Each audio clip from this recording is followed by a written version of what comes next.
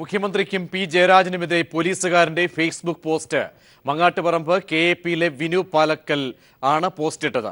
മുഖ്യമന്ത്രിയെ ശ്രീകൃഷ്ണ വേഷത്തിലുള്ള ഫോട്ടോയായി ചിത്രീകരിച്ച് ഇയാൾ പോസ്റ്റ് ഇടുകയായിരുന്നു. ജയരാജനെ ഒറ്റക്കൈയെന്ന് അധിക്ഷേപിച്ചും CPM നേതാക്കളെ പ്രാണൻ പോകുന്ന വേദന അറിയിക്കുമെന്ന ഭീഷണിയും ഇയാൾ തന്റെ ഫേസ്ബുക്കിൽ പോസ്റ്റ് ചെയ്തിട്ടുണ്ട്. വിശദാംശങ്ങൾ ജോഷില നൽകും. ജോഷില, ചട്ടലംഘനമാണ് ഉദ്യോഗസ്ഥൻ, അത് സർക്കാർ ഉദ്യോഗസ്ഥൻ പോലീസ് വകുപ്പിൽ ഇരുന്നു കൊണ്ട് നടത്തിയിരിക്കുന്നത്. ഏത് രീതിയിലാണ് അദ്ദേഹം വളരെ വികൃതമായ രീതിയിൽ മുഖ്യമന്ത്രി അടക്കം ചിത്രീകരിച്ചുകൊണ്ട് പോസ്റ്റ് ഇട്ടിരിക്കുന്നത്? പ്രജീഷ്, ഒരു ചട്ടലംഘനം, ഗുരുതരമായ ചട്ടലംഘനം നടത്തി എന്ന് വേണം പറയാൻ. കണ്ണൂർ KAP 4ാം ബറ്റാലിയൻ പോലീസുകാരൻ വിനു പാലക്കലിന്റെ FB പോസ്റ്റിലാണ് മുഖ്യമന്ത്രി പിണറായി വിജയനെ അടക്കം അധിക്ഷേപിക്കുന്ന ഫോട്ടോകൾ പോസ്റ്റ് ചെയ്തിരിക്കുന്നത്. പിണറായി വിജയനെ ശ്രീകൃഷ്ണ വേഷത്തിലുള്ള ഫോട്ടോ ഫേസ്ബുക്കിൽ അപ്ലോഡ് ചെയ്തിരിക്കുന്നു. CPM കണ്ണൂർ ജില്ലാ സെക്രട്ടറി P ജയരാജനെ ഒറ്റക്കയ്യൻ എന്ന് വിശേഷിപ്പിച്ചുകൊണ്ടുള്ള അധിക്ഷേപിച്ചുകൊണ്ടുള്ള ഫോട്ടോകളാണ് അപ്ലോഡ് ചെയ്തിരിക്കുന്നത്. മാത്രമല്ല സരിൻ ശശി, P സന്തോഷ് എന്നിവരെ ഒറ്റക്കയ്യൻ P ജയരാജന്റെ വേട്ടപ്പട്ടികളെ ഏത് ചെങ്കോട്ടയിൽ ഒളിച്ചാലും പ്രാണൻ പോകുന്ന വേദന നിങ്ങളെ അറിയിക്കും എന്ന രീതിയിലുള്ള ഭീഷണി മുഴക്കിക്കൊണ്ടുള്ള ഫേസ്ബുക്ക് പോസ്റ്റുകളാണ് ഇദ്ദേഹം പോസ്റ്റ് ചെയ്തിരിക്കുന്നത് എന്നാണ് കാണുന്നത്. CPM-നെ അപമാനിക്കുകയും പരമാവധി ദ്രോഹിക്കുകയും ചെയ്യുമെന്ന രീതിയിൽ രാഷ്ട്രീയമായും രാഷ്ട്രീയ വിരോധവും വർഗീയതയും പരത്തുന്ന വിധത്തിൽ സമൂഹത്തിൽ മറ്റ് ജനങ്ങൾക്കിടയിൽ ഇത്തരത്തിൽ ഒരു നേതാക്കളെ അപമാനിച്ചുകൊണ്ടും ഭീഷണിപ്പെടുത്തിക്കൊണ്ടുമുള്ള ഫേസ്ബുക്ക് പോസ്റ്റാണ് ഒരു പോലീസുകാരൻ ഇട്ടിരിക്കുന്നത് എന്ന് തന്നെ ഗുരുതരമായ ഒരു ചട്ടലംഘനമായി വേണം ഇതിനെ കാണാൻ. ഇത്തരത്തിൽ ഫേസ്ബുക്ക് പോസ്റ്റുകൾ ഇടുക എന്നുള്ളത് പോലീസിനെ സംബന്ധിച്ചിടത്തോളം അവർ ചെയ്യുന്ന പ്രതിജ്ഞാ ലംഘനമാണ്. സമൂഹത്തിൽ എല്ലാ വ്യക്തികളെയും ഒരുപോലെ കാണാനും അവർക്ക് ഒരേ നീതി നടപ്പാക്കുകയും ചെയ്യുക എന്നുള്ളതാണ് പോലീസിന്റെ പ്രാഥമികമായ കടമ. ഇതുപോലും നിഷേധിച്ചുകൊണ്ട് നേതാക്കളെയും അതുപോലെ തന്നെ ഒരു രാഷ്ട്രീയ പാർട്ടിയെ അടക്കം അധിക്ഷേപിച്ചുകൊണ്ടും അതേസമയം തന്നെ RSS പോലെയുള്ള സംഘടനകളെ പ്രോത്സാഹിപ്പിക്കുന്ന രീതിയിലുള്ള ഫേസ്ബുക്ക് പോസ്റ്റുകളാണ് ഇതിൽ ഇട്ടിരിക്കുന്നതായി കാണുന്നത്. ഇത്തരത്തിൽ നേരത്തെ തന്നെ CPM നേതാക്കൾ ഒരാക്ഷേപം ഉന്നയിച്ചിരുന്നു. പോലീസിൽ പലരും RSSന്റെ ചാരന്മാരായി പ്രവർത്തിക്കുന്നു എന്നുള്ള രീതിയിലുള്ള പരാതികൾ നേരത്തെ തന്നെ ഉയർന്നിരുന്നു. CPM പ്രവർത്തകരെ അറസ്റ്റ് ചെയ്യുമ്പോഴടക്കം ഇത്തരത്തിൽ പീഡിപ്പിക്കുന്ന രീതിയിൽ ഇത്തരത്തിൽ ചട്ടലംഘനം നടത്തിയാൽ ഉണ്ടാകുന്ന ഭവിഷ്യത്തുകളൊക്കെ ബോധ്യമുള്ള വ്യക്തി ആണോ ഇദ്ദേഹം? എല്ലാ തരത്തിലുള്ള, കാരണം അടുത്തിടെ ഉണ്ടായ ചട്ടലംഘനങ്ങളൊക്കെയും അതിനുണ്ടായ നടപടികൾ, കൊല്ലത്ത് നിന്ന് മേഴ്സിക്കുട്ടി അമ്മയെ അധിക്ഷേപിച്ചിട്ട പോസ്റ്റ്, ഇതൊക്കെ ബോധ്യമുള്ള ഒരു വ്യക്തി വെല്ലുവിളിച്ചുകൊണ്ട് തന്നെയാണോ അദ്ദേഹത്തിന്റെ പോസ്റ്റുകൾ അദ്ദേഹം ഇട്ടിരിക്കുന്നത്? പരാതി ഏതെങ്കിലും പോലീസിലേക്ക്, ഉന്നത സൈബർ സെല്ല്, മറ്റ് വിഭാഗങ്ങളിലേക്ക് എന്തെങ്കിലും പോയിട്ടുണ്ടോ? പ്രജീഷ്, ഇതുവരെ പരാതികളൊന്നും പോയിട്ടില്ല. എന്നാൽ നമുക്ക് സെർച്ച് ചെയ്താൽ കാണാൻ കഴിയുന്ന ഒരു കാര്യമുണ്ട്. നേരത്തെ പിന്തിരിഞ്ഞു നടക്കാൻ ഭയമില്ല എന്നുള്ള രീതിയിലുള്ള, നേരത്തെ തന്നെ RSS രാഷ്ട്രീയത്തിൽ വിശ്വസിച്ചിരുന്ന ആളാണ് ഞാൻ എന്ന് തോന്നിപ്പിക്കുന്ന വിധത്തിലുള്ള ഫേസ്ബുക്ക് പോസ്റ്റുകളാണ് ഇട്ടിരിക്കുന്നത്. പിന്തിരിഞ്ഞു നടക്കാൻ ഒട്ടും മടിയില്ല എന്ന് കാണിച്ചുകൊണ്ട് ഈ CPM നേതാക്കളെ വെല്ലുവിളിച്ചുകൊണ്ടും ഭീഷണിപ്പെടുത്തിക്കൊണ്ടുമുള്ള ഫേസ്ബുക്ക് പോസ്റ്റുകളാണ് ഇട്ടിരിക്കുന്നത്. അതുകൊണ്ട് തന്നെ ഇത് ബോധപൂർവമായ ഒരു പോസ്റ്റുകളാണ് എന്ന് വേണം മനസ്സിലാക്കാൻ. തനിക്ക് ആരെയും ഭയമില്ല എന്നുള്ള രീതിയിലുള്ള ഫേസ്ബുക്ക് പോസ്റ്റുകളാണ് ഇട്ടിരിക്കുന്നത് എന്ന് വേണം കരുതാൻ. മാത്രമല്ല, ഒരു പോലീസ് ഉദ്യോഗസ്ഥൻ ഒരു വർഷത്തെ കാലയളവിൽ അദ്ദേഹത്തിന്റെ ട്രെയിനിങ് പീരീഡിൽ പഠിക്കുന്ന കുറെ കാര്യങ്ങളുണ്ട്, നിയമങ്ങളുണ്ട്, നിയമവശങ്ങളുണ്ട്. ഇതൊക്കെ തന്നെ ചട്ടലംഘനമാണെന്ന് കൃത്യമായി ബോധ്യമുള്ള ഒരാളായിരിക്കും KAP ഉള്ള ആൾ. അത് നിഷേധിച്ചുകൊണ്ട് ഈ പഠിച്ചതൊന്നും തനിക്ക് ബാധകമല്ല എന്ന് കൃത്യമായ രീതിയിൽ സമൂഹത്തെ അറിയിച്ചുകൊണ്ട്, താൻ പിന്തിരിഞ്ഞു നടക്കാൻ തയ്യാറാണ് എന്ന് അറിയിച്ചുകൊണ്ട്, താൻ ഇന്ന രാഷ്ട്രീയ പാർട്ടിയുടെ ആളാണ് എന്ന് സമൂഹത്തെ ബോധ്യപ്പെടുത്തിക്കൊണ്ട് മറ്റ് രാഷ്ട്രീയ കക്ഷികളെയും നേതാക്കളെയും അപമാനിച്ചുകൊണ്ടും ഭീഷണിപ്പെടുത്തിക്കൊണ്ടുമുള്ള ഫേസ്ബുക്ക് പോസ്റ്റുകളാണ് ഇതിൽ ഇട്ടിരിക്കുന്നത്. അതുകൊണ്ട് തന്നെ ഒരു പോലീസ് ഉദ്യോഗസ്ഥൻ എന്നുള്ള രീതിയിൽ ഇത്തരത്തിൽ ഒരു കാര്യത്തെ ഒരു സാധാരണക്കാരന് കാണാനാവില്ല എന്നുള്ളതാണ്, ഇദ്ദേഹത്തെ ഒരു പോലീസ് ഉദ്യോഗസ്ഥനായി കാണാൻ കഴിയില്ല എന്നുള്ളതാണ് ഈ ഫേസ്ബുക്ക് പോസ്റ്റുകൾ മുഴുവൻ വായിക്കുന്ന ഒരാൾക്ക് ബോധ്യപ്പെടുക. ശരി, ജോഷിലെയാണ് വിവരങ്ങൾ നൽകിയത്. കൊല്ലം DCC ഓഫീസിൽ പരസ്യ മദ്യപാനം. DCC ഓഫീസിൽ സംഘം ചേർന്നിരുന്ന് മദ്യപിക്കുന്നതിന്റെ ദൃശ്യങ്ങൾ പീപ്പിൾ ടിവിക്ക് ലഭിച്ചു. വിശദാംശങ്ങൾ രാജ്കുമാർ നൽകും. രാജ്കുമാർ, DCC ഓഫീസ് മദ്യശാലയെ മാറ്റുന്ന ദൃശ്യങ്ങളാണ് ലഭിച്ചിരിക്കുന്നത്. മറ്റ് വിശദാംശങ്ങൾ എന്തൊക്കെ? പ്രജേഷ്, കൊല്ലം ഇത് ഏതാനും ദിവസങ്ങൾക്ക് മുമ്പായിരുന്നു ഇങ്ങനെ ഒരു മദ്യപാനം സംഭവം ഉണ്ടായത്. ഇതിനു മുമ്പും ഇത് പലപ്പോഴും സംഭവിച്ചിട്ടുള്ളതായി പറയുന്നു. എന്തായാലും കൊല്ലം DCC ഓഫീസിലെ കോൺഫറൻസ് ഹാളിൽ മുൻ പ്രധാനമന്ത്രി ജവഹർലാൽ നെഹ്റു, അതുപോലെ മുൻ മുഖ്യമന്ത്രി R. ശങ്കർ എന്നിവരുടെ ചിത്രങ്ങൾക്ക് മുന്നിൽ വെച്ച് തന്നെയായിരുന്നു ഇവരുടെ മദ്യപാനം. 2 കോൺഗ്രസ് പ്രവർത്തകരാണ് മദ്യപിച്ചത്. ഇപ്പോൾ ഇതിനെയൊക്കെ മറ്റൊരു വശത്തിൽ നിന്ന് ചിന്തിച്ചു കഴിഞ്ഞാൽ കൊല്ലം DCC ഓഫീസ് ഇപ്പോൾ ഒരു നാഥനില കടല് പോലെയാണ്. കൊടിക്കുന്നിൽ സുരേഷിനെതിരെ നിലവിലുള്ള DCC പ്രസിഡന്റ് താൽക്കാലിക ചുമതല വഹിക്കുന്ന ശ്രീ കൊടിക്കുന്നിൽ സുരേഷിനെതിരെ വ്യാപക ആക്ഷേപവും പ്രതിഷേധവുമാണ് കോൺഗ്രസ് നേതാക്കന്മാരിൽ നിന്ന് ഉയരുന്നത്. ആ പശ്ചാത്തലത്തിൽ കൂടി വേണം ഇപ്പോഴത്തെ ഈ മദ്യപിക്കുന്ന ചിത്രങ്ങൾ. ഒരു നാഥനില്ലാത്തതിന്റെ എല്ലാ സാഹചര്യവും ഇപ്പോൾ കൊല്ലം DCCയെ പിടികൂടിയിട്ടുണ്ട്. അവിടെ ഈ ചിത്രങ്ങളിൽ കാണുന്ന വ്യക്തികൾ ഉത്തരവാദിത്തപ്പെട്ട കോൺഗ്രസ് നേതാക്കളാണോ ഈ ചിത്രത്തിൽ മദ്യപിക്കുന്ന ആളുകൾ? ഇവർ പ്രാദേശിക നേതാക്കന്മാരും പ്രാദേശിക കോൺഗ്രസ് പ്രവർത്തകരുമാണ്. അതേസമയം ഞാൻ നേരത്തെ സൂചിപ്പിച്ചതുപോലെ ഇതൊക്കെ ഒരു ധാർമ്മികതയുടെ പ്രശ്നം കൂടിയാണ്. ആ 2 വ്യക്തികൾക്ക് എവിടെ നിന്ന് വേണമെങ്കിലും മദ്യപിക്കുന്നതിനോ അല്ലെങ്കിൽ മദ്യപിക്കാനുള്ള സ്വാതന്ത്ര്യവും അവകാശവും അവർക്കുണ്ട്. അത് അവരുടെ വ്യക്തിപരമായ കാര്യം. പക്ഷേ ഒരു മദ്യനയത്തെ അല്ലെങ്കിൽ മദ്യ നിരോധനം വേണം, മദ്യം പാടില്ല എന്ന് ഏതാണ്ട് പതിറ്റാണ്ടുകളായി ആവശ്യം ഉന്നയിച്ചുകൊണ്ടിരിക്കുന്ന ഒരു കോൺഗ്രസിന്റെ ധാർമ്മികതയാണ് ഇപ്പോഴത്തെ സംഭവം ചോദ്യം ചെയ്യുന്നത്. ശരി, രാജ്കുമാറാണ് വിവരങ്ങൾ നൽകിയത്. ഉന്നത ഉദ്യോഗസ്ഥർക്കെതിരെ വിജിലൻസ് കേസ്. 32 IAS ഉദ്യോഗസ്ഥർക്കെതിരെയും 15 IPS ഉദ്യോഗസ്ഥർക്കെതിരെയുമാണ് കേസ്. ടോമിൻ തച്ചങ്കരിക്കും TO സൂരജിനുമെതിരെ 5ഓളം കേസുകൾ. വിവരാവകാശ രേഖയിലാണ് ഇക്കാര്യങ്ങൾ വ്യക്തമായത്. വിശദാംശങ്ങൾ ഉമേഷ് നൽകും. ഉമേഷ്, വളരെ ഞെട്ടിക്കുന്ന വിശദാംശങ്ങൾ തന്നെയാണ് പുറത്തേക്ക് വരുന്നത്. 32ഓളം ഉദ്യോഗസ്ഥർ താക്കോൽ സ്ഥാനത്തിരിക്കുന്നവർ തന്നെയാണോ ഇത്തരം കേസുകളിൽ പെട്ടിരിക്കുന്നത്? വിവരാവകാശ രേഖയിലൂടെ പുറത്തുവരുന്ന കണക്കുകൾ എങ്ങനെയാണ്? പ്രജീഷ്, സംസ്ഥാനത്തെ 47 IAS IPS ഉദ്യോഗസ്ഥർ വിജിലൻസ് കേസുകൾ നേരിടുന്നു എന്നുള്ളതിന്റെ വിവരാവകാശ രേഖയാണ് നമുക്ക് ഇപ്പോൾ ലഭിച്ചിരിക്കുന്നത്. അതിൽ 32 IAS ഉദ്യോഗസ്ഥരും 15 IPS ഉദ്യോഗസ്ഥരും ഉൾപ്പെടുന്നു.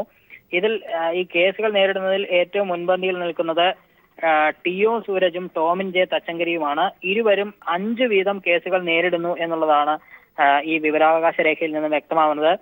TO സൂരജ് അനധികൃതമായി സർക്കാർ ഭൂമി സ്വകാര്യ വ്യക്തിക്ക് പതിച്ചു നൽകിയ കേസ്, അനധികൃത സ്വത്ത് സമ്പാദനം, സിഡ്കോയിലെ അനധികൃത നിയമനം തുടങ്ങി 5ഓളം കേസുകൾ TO സൂരജിനെതിരെയുണ്ട്. അതുപോലെ തന്നെ ടോമിൻ തച്ചങ്കരിക്കെതിരെയും വാഹനങ്ങളിൽ സ്പീഡ് ഗവർണർ സ്ഥാപിക്കുന്നതുമായി ബന്ധപ്പെട്ട് സ്പീഡ് ഗവർണർ നിർമ്മാതാക്കളിൽ നിന്ന് പണം കൈപ്പറ്റി പാലക്കാട് RTO ആയിരുന്ന ശരവണനോട് സർക്കാരിൽ നിന്ന് 1 ലക്ഷം രൂപ വീതം വാങ്ങി നൽകാൻ ആവശ്യപ്പെട്ട കേസ്, കൺസ്യൂമർ ഫെഡ് MD ആയിരുന്ന സമയത്ത് സ്ഥാപനത്തിൽ നടന്ന എൻട്രി തുടങ്ങി കേസുകളാണ് ടോമിൻ തച്ചങ്കരിക്കെതിരെയും ഉള്ളത്. ഈ കേസുകൾ നേരിടുന്നതിൽ ഇവർ 2 പേരുമാണ് ഏറ്റവും മുൻപന്തിയിൽ ഉള്ളത്.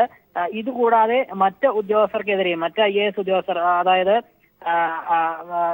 ടോം ജോസ്, VJ കുര്യൻ, ഷെയ്ഖ് പരീദ്, ജേക്കബ് പുന്നോസ്, ബാലകൃഷ്ണൻ തുടങ്ങി നിരവധി IAS IPS ഉദ്യോഗസ്ഥർ ഈ വിജിലൻസ് കേസുകൾ നേരിടുന്നു എന്നുള്ളതാണ് ഈ വിവരാവകാശ രേഖയിൽ നിന്ന് വ്യക്തമാകുന്നത്. അത് പല കേസുകളും കോടതിയിൽ റിപ്പോർട്ട് സമർപ്പിച്ച കേസുകളുമുണ്ട്.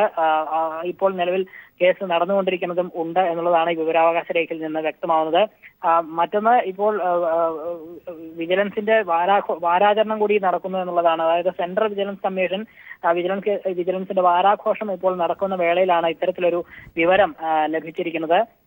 സംസ്ഥാനത്തെ 47 IAS IPS ഉദ്യോഗസ്ഥരാണ് ഇപ്പോൾ വിജിലൻസ് കേസുകളിൽ നേരിടുന്നു എന്നുള്ള കാര്യം വിവരാവകാശ പ്രകാരം നമുക്ക് ലഭിച്ചിരിക്കുന്നത്. ഗുരുതരമായ കുറ്റകൃത്യങ്ങളുടെ പട്ടികയിൽ പെടുന്ന എത്ര പേരാണ് ഈ ലിസ്റ്റിലുള്ളത്? ഇവരൊക്കെയും ഇപ്പോൾ താക്കോൽ സ്ഥാനങ്ങൾ അല്ലെങ്കിൽ നേരത്തെയോ താക്കോൽ സ്ഥാനങ്ങളൊക്കെ വഹിച്ചിരുന്ന വ്യക്തികളാണോ? ഗുരുതരമായ അല്ലെങ്കിൽ നടപടിക്രമങ്ങൾ ഇവർക്കെതിരെയൊക്കെ തന്നെ അച്ചടക്ക നടപടിക്ക് പോലും ശുപാർശ ചെയ്യപ്പെട്ട ഉദ്യോഗസ്ഥരൊക്കെയും ഉണ്ടോ ഈ പട്ടികയിൽ? തീർച്ചയായും നേരത്തെ ഞാൻ സൂചിപ്പിച്ചതുപോലെ TO സൂരജ് അടക്കമുള്ളവർ, TO സൂരജും ടോമിൻ തച്ചങ്കരിയുമാണ് ഈ കേസുകൾ ഏറ്റവും കൂടുതൽ നേരിടുന്ന 2 വ്യക്തികൾ. അനധികൃതമായി സർക്കാർ ഭൂമി സ്വകാര്യ വ്യക്തിക്ക് പതിച്ചു നൽകിയ കേസുണ്ട്, അനധികൃത സ്വത്ത് സമ്പാദനം, സിഡ്കോയിലെ അനധികൃത നിയമനം തുടങ്ങി വിവിധങ്ങളായ കേസുകളാണ് ഇവർക്കെതിരെ ചുമത്തിയിട്ടുള്ളത്. പല ഉദ്യോഗസ്ഥരും അവരവരുടെ വകുപ്പുകളിൽ ഇരുന്ന സമയത്ത് നടത്തിയ അഴിമതിക്കെതിരെ തന്നെയാണ് വിജിലൻസ് കേസെടുത്തിരിക്കുന്നത്. സംസ്ഥാനത്ത് വിജിലൻസ് അന്വേഷണം ശക്തമാക്കുന്നു എന്നതുകൂടിയാണ് ഇപ്പോൾ ഈ വിവരാവകാശ രേഖ പ്രകാരം പുറത്തു വന്ന വിവരങ്ങളിലൂടെ നമുക്ക് വ്യക്തമാവുന്നത്. 47 പേരുടെ പട്ടികയാണ് ഇപ്പോൾ വിജിലൻസിൽ നിന്നും വിവരാവകാശ പ്രകാരം നമുക്ക് ലഭിച്ചിരിക്കുന്നത്. പ്രജീഷ്, 47 IAS IPS ഉദ്യോഗസ്ഥർക്കെതിരെയാണ് വിജിലൻസ് കേസ് നിലനിൽക്കുന്നതെന്ന് വിവരാവകാശ രേഖ വ്യക്തമാക്കും. മുൻ വിജിലൻസ് ഡയറക്ടർ ശങ്കർ റെഡ്ഡിക്കെതിരെയുള്ള 2 കേസുകൾ തിരുവനന്തപുരം പ്രത്യേക വിജിലൻസ് കോടതി ഇന്ന് പരിഗണിക്കും. സോളാർ കേസ്, പൂഴ്ത്തിയ കേസ്, ജേക്കബ് തോമസിന് നൽകിയ വിവാദ കത്ത് കേസ് എന്നിവയാണ് കോടതി വാദം കേൾക്കുന്നത്. സോളാർ കേസിൽ ഉമ്മൻചാണ്ടി, ആര്യാട മുഹമ്മദ് എന്നിവരെ പ്രതികളാക്കി കേസ് രജിസ്റ്റർ ചെയ്യണമെന്ന് പൊതുപ്രവർത്തകൻ പായിച്ചറ നവാസ് പരാതി നൽകിയിരുന്നു. എന്നാൽ ഈ പരാതി വിജിലൻസ് മേധാവിയായിരുന്ന ശങ്കർ റെഡ്ഡി പൂഴ്ത്തിയെന്നാണ് കേസ്.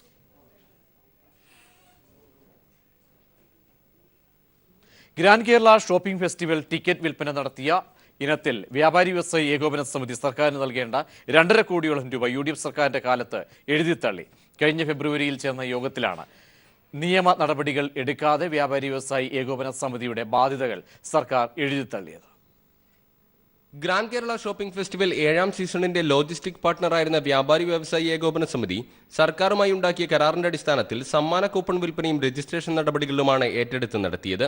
ടിക്കറ്റ് വിൽപ്പന നടത്തി 13.5 കോടി രൂപ GKSFന് നൽകേണ്ട സ്ഥാനത്ത് 11 കോടി രൂപ മാത്രമാണ് 2 തവണയായി അടച്ചത്. കരാർ അനുസരിച്ച് നിയമ നടപടികൾ സ്വീകരിക്കുന്നതിന് പകരം അന്നത്തെ ടൂറിസം മന്ത്രി AP അനിൽകുമാറിന്റെ നേതൃത്വത്തിൽ കഴിഞ്ഞ ഫെബ്രുവരി 18 ചേർന്ന യോഗത്തിലാണ് വ്യാപാരി വ്യവസായി ഏകോപന സമിതി അടക്കാനുള്ള 2.5 കോടി രൂപ എഴുതിത്തള്ളിയത്. ഇതിനു പുറമെ അച്ചടി ചിലവായി 85 ലക്ഷം രൂപ വ്യാപാരി വ്യവസായി ഏകോപന സമിതി സർക്കാരിലേക്ക് അടക്കാനും പരസ്യ ചിലവിനത്തിൽ 10 ലക്ഷം രൂപയും ആഴ്ചതോറുമുള്ള നറുക്കെടുപ്പിന്റെ ചിലവായി 21 ലക്ഷം രൂപയും വ്യാപാരി വ്യവസായി ഏകോപന സമിതിക്ക് GKSF നൽകാനും യോഗത്തിൽ തീരുമാനിച്ചു. കോടതി നടപടികൾ മൂലം 7ാം സീസൺ തുടങ്ങാൻ 18 ദിവസം വൈകിയതിനാൽ നഷ്ടമുണ്ടായെന്ന ഏകോപന സമിതിയുടെ വാദവും 9ാം സീസൺ വിജയിപ്പിക്കുന്നതിന് ഏകോപന സമിതി പ്രവർത്തിച്ചതും പരിഗണിച്ചാണ് ഇളവ് നൽകുന്നതെന്നാണ് യോഗത്തിന്റെ മിനിറ്റ്സിൽ പറയുന്നത്. എന്നാൽ കോടതി നടപടികൾ പൂർത്തിയായ ശേഷം ഡിസംബർ 18 കരാർ ഒപ്പിട്ടതെന്നാണ് വസ്തുത. ഇതിനു പുറമെ 18 ദിവസം 7ാം സീസണിൽ നീട്ടി നൽകുകയും ചെയ്തിരുന്നു. കാര്യങ്ങൾ ഇങ്ങനെയായിരിക്കെയാണ് കഴിഞ്ഞ UDF സർക്കാരിന്റെ അവസാന കാലത്ത് സംസ്ഥാന സർക്കാരിന് ലക്ഷക്കണക്കിന് രൂപയുടെ നഷ്ടമുണ്ടാക്കി വ്യാപാരി വ്യവസായി ഏകോപന സമിതിക്ക് അനുകൂലമായ തീരുമാനമെടുത്തത്. Siju Kannan, news bureau, Kozhikode. കൊല്ലത്ത് പാർട്ടി നയങ്ങളും തത്വങ്ങളും കൊടിക്കുന്നിൽ സുരേഷ് അട്ടിമറിക്കുന്നുവെന്ന് ഇപ്പോഴും DCC അധ്യക്ഷ സ്ഥാനത്ത് നിന്നും ഒഴിവാക്കപ്പെടാത്ത എഴുകോൺ സത്യശീലൻ. തട്ടിക്കൂട്ട് പരിപാടികൾ കൊണ്ട് കോൺഗ്രസിനെ രക്ഷിക്കാനാകില്ലെന്നും പാർട്ടി ഘടകങ്ങളെ വിശ്വാസത്തിലെടുക്കാതെയാണ് താൽക്കാലിക DCC അധ്യക്ഷന്റെ പോക്കെന്നും തകർന്ന പാർട്ടിയുടെ അടിത്തട്ട് ശക്തിപ്പെടുത്താൻ കൊടിക്കുന്നിലിനാകില്ലെന്നും സത്യശീലൻ മുന്നറിയിപ്പ് നൽകി. നിയമസഭാ തെരഞ്ഞെടുപ്പ് തോൽവിക്ക് ശേഷം ജില്ലയിൽ കോൺഗ്രസിന്റെ അടിത്തട്ട് തകർന്നതിന്റെ ഏറ്റവും ഒടുവിലത്തെ ഉദാഹരണമായാണ് കഴിഞ്ഞ ദിവസം കൊല്ലം കമ്മീഷണർ ഓഫീസിലേക്ക് നടത്തിയ മാർച്ചിൽ കോൺഗ്രസ് പ്രവർത്തകരുടെ ശുഷ്കമായ പങ്കാളിത്തത്തെ ജില്ലയിലെ സത്യശീലൻ ഉൾപ്പെടെയുള്ള A ഗ്രൂപ്പ് നേതാക്കൾ തെളിവായി ചൂണ്ടിക്കാട്ടുന്നത്. KPCC പ്രസിഡന്റ് VM സുധീരൻ ഉദ്ഘാടനം ചെയ്ത പ്രതിഷേധ മാർച്ചിൽ 100-ൽ താഴെ മാത്രമാണ് പങ്കെടുത്തത്. പാർട്ടി നയമോ തത്വങ്ങളോ നോക്കാതെ DCC പ്രസിഡന്റിന്റെ താൽക്കാലിക ചുമതല വഹിക്കുന്ന കൊടിക്കുന്നിൽ സുരേഷ് ഒപ്പിക്കൽ പരിപാടി നടത്തി കോൺഗ്രസിനെ സർവനാശത്തിലേക്ക് തള്ളിവിടുന്നതായി എഴുകോൺ സത്യശീലൻ തുറന്നടിച്ചു. പാർട്ടി തത്വങ്ങളും ലക്ഷ്യങ്ങളും മറികടന്ന് എവിടെങ്കിലും ഒരു വിഷയം പൊക്കിപ്പിടിച്ച് മുന്നോട്ട് ഓടുകയാണ് ഇപ്പോൾ ഇരിക്കുന്ന പാർട്ടിയുടെ ജില്ലയിലെ നേതൃത്വത്തിൻ്റെ പോക്ക്. അത് അപകടകരമായ കാര്യമാണ്.